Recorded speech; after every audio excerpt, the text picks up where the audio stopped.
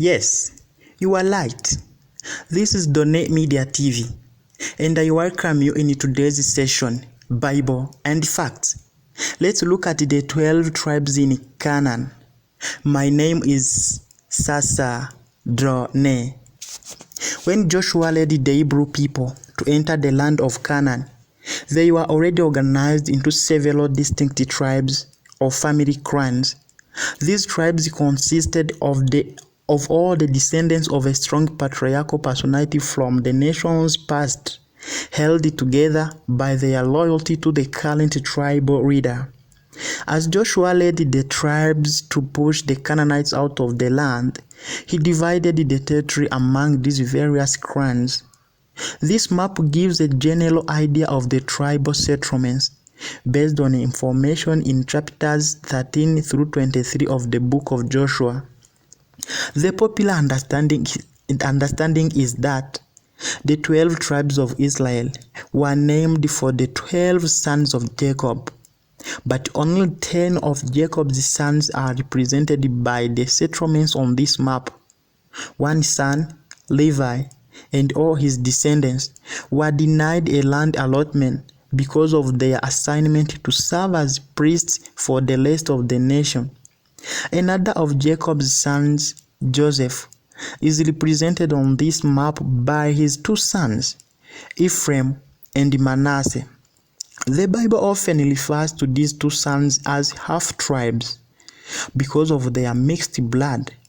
Their mother was an Egyptian whom Joseph married during his long sojourn in that country. The tribal form of organization in Israel lasted about 2 centuries.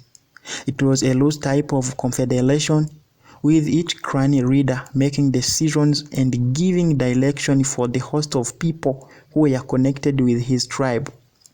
Occasionally, 2 or more tribes will band together to fight a common enemy, but for the most part, each tribe kept to itself and looked after its own affairs. This isolationist policy was challenged by the fierce Philistine people, who threatened to overrun the entire nation about 1050 BC. People from all tribal territories throughout Israel met to insist that a king or a military leader be appointed to rule the nation against this danger. Saul was anointed for this task by the prophet Samuel about 1060 BC. David succeeded Saul as a king about 1050 BC. During his reign about 40 years, he succeeded in driving Philistines out of the land. Ruling first from Hebron as the capital city, he eventually took Jerusalem, then known as Jebus, from the Jebusites, and established this city as the center of Israel's religious and political life. When Solomon became a king about 970 BC, he inherited from David, his father, more territory than any ruler of the nation would ever hold again.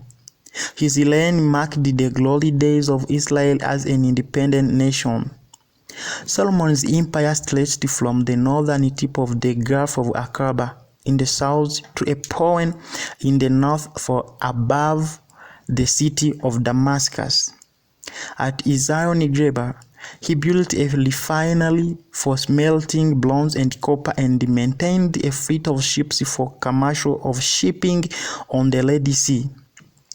By controlling the trade routes that passed through the nation of Israel, Solomon also built his kingdom by exacting shipping fees from merchants of surrounding nations. The splendor of Solomon's reign is illustrated by the royal stables which he built at Megiddo. Although he governed in a time of peace, he kept some of the world's finest horses stabled at Megiddo, just in case they were needed for his chariot corps. King Solomon also completed several major building projects in the capital city, including his royal palace and the temple in Jerusalem. Great pomp and ceremony attended the movement of the Ark of the Covenant from its temporary resting place into the temple's Holy of Holies.